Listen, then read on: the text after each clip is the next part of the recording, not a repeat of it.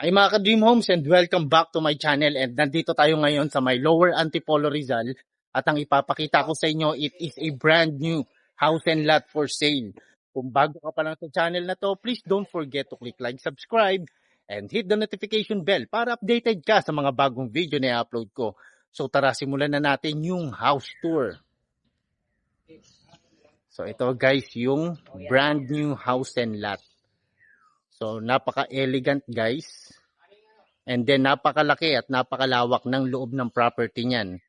Yung price nito is 28 million. Dati po siyang 26 million yung pre-selling, pero since pa-RFO na siya, ang updated price nito is 28 million. So ngayon, check na natin yung loob ng property. So this is your 2-car garage. Kasya rito, dalawang SUV or Vios. And then, ang dami niyang mga windows dyan. So yan, para pumasok yung natural light and yung syempre yung hangin para hindi mainit sa loob ng property. Ngayon, pasok na tayo sa may loob ng property. So this is the main door.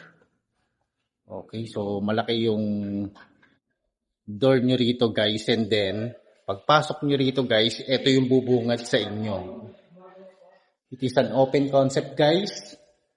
So living area, dining area, and yung kitchen area. So sa living area makikita nyo high ceiling ito guys. And then ang lalaki ng mga windows, and then makikita nyo may mga sliding doors na rin dyan. So yan, para yung hangin through and through papasok po sa loob ng property ninyo. So yan. And then makikita nyo rito guys, meron na rin siyang CCTV camera. Okay, so ngayon, check muna natin itong dirty kitchen. So dito, may mga ilalagay pa dyan. So hindi pa siya tapos, guys. Pero malaki yung dirty kitchen nyo rito. So yan. And then dito tayo lumabas sa inyong backyard. Ito guys, pwede nyong lagyan to ng swimming pool.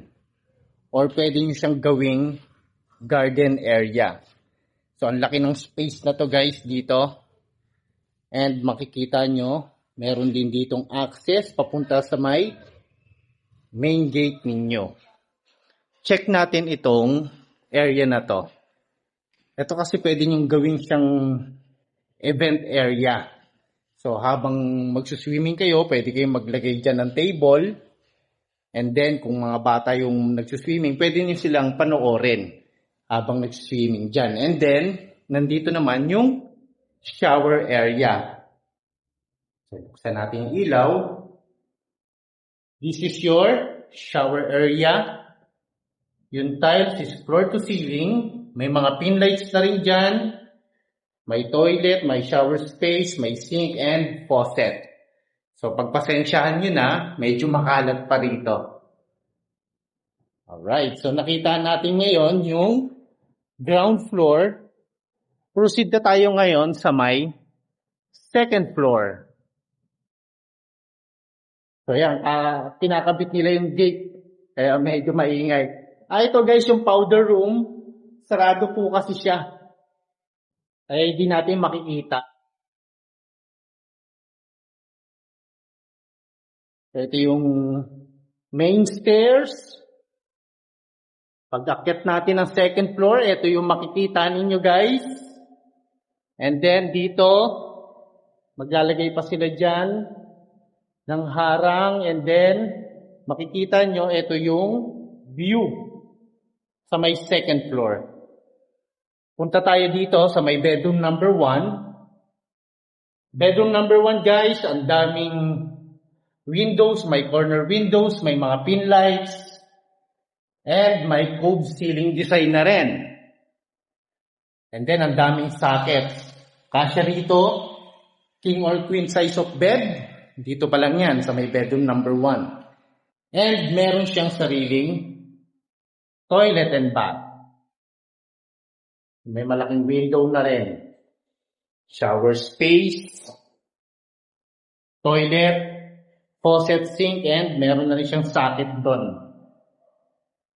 Okay. Ngayon nakita natin yung bedroom number 1. Tignan naman natin yung bedroom number 2. So this is the bedroom number 2. Yan. Ganda rin ng spacing dito. Ang laki rin ng space ng mga kwarto dito. May pin lights, may cone ceiling design, and makikita nyo papuntang toilet and bath, sliding door na rin siya para tipid sa space. So yan. Check natin yung kanyang toilet and bath. So malaki din yung space niya. May niche, may shower, and yung tiles is floor to ceiling. And makikita nyo sa may dulo, meron na rin siyang cabinets dyan. So, yon. And puntahan natin yung master bedroom. So, this is your master bedroom, guys. Master bedroom, ang laki ng space ng master bedroom. And then, ang laki rin ng windows. And then, may space pa doon. Pwede kayong maglagay dito ng computer set nyo. Or pwede nyo gawin siyang office area. And then, meron na rin mga sockets dito sa may left side. Pwede nyo iligay dyan yung TV set ninyo. And maglagay ng hanging cabinets. And then, may corner window. Pagdating sa may ceiling, cone ceiling design, may mga pin lights na rin dyan. Or dito pala guys, ito. Pwede nyo rin ilagay dito yung TV set ninyo. Ayan. Or dito mo na lang ilagay yung computer table nyo. Then, proceed tayo dito. This is your walk-in closet. So, hindi pa nalalagay yung cabinets dyan. So, spacious din siya. And, ito naman yung toilet and bath ng master bedroom.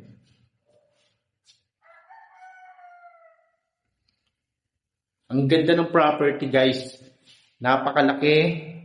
Napaka-spacious. And ngayon, proceed na tayo dito sa may last part. Dito sa may third floor. And makikita nyo guys, meron na rin siyang CCTV camera dyan.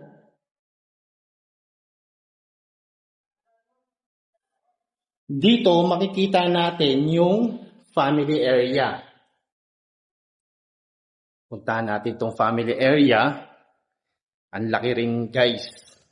Sa family area, nandito yung inyong balcony. So this is your balcony. And ito yung view nyo. Daming puno. Ang ganda rito guys. And may malaking sliding door dyan. Sa family area. It's up to you guys. Kung anong design ang ilalagay nyo rito. Diba? Pero kung gusto nyo gawin siyang bedroom, another bedroom, pwedeng pwede rin. And dito, nandito yung toilet and bath.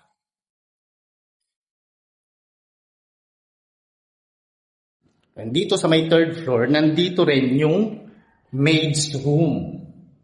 So malaki rin yung space ng maid's room. So pwede siyang maglagay dito ng double deck kung dalawa yung maids nyo. Pwedeng maglagay dito guys. And then ang kagandahan dito, meron siyang sariling toilet and bath. So yan. And then meron door dito. Nandito naman yung kanyang washing area. So dito. So paggising niya sa umaga, pwede rin siya maglagay ng table dito, no? And then ang makikita niyang view, ito siya. Yan. Lamig dito guys. And then ito yung kanyang ceiling. And then maliwanag din yung maid's room. So pumapasok din dito yung natural light. So yun mga ka-dream homes, no? Kung interested kayo dito sa may property na to, pwede nyo akong message or tawagan through my number sa may 0947-543-6668. Again, this is your Dream Home Buddy, Marvin Marquez. Magkita-kita tayo muli sa aking susunod na house tour. God bless and bye-bye!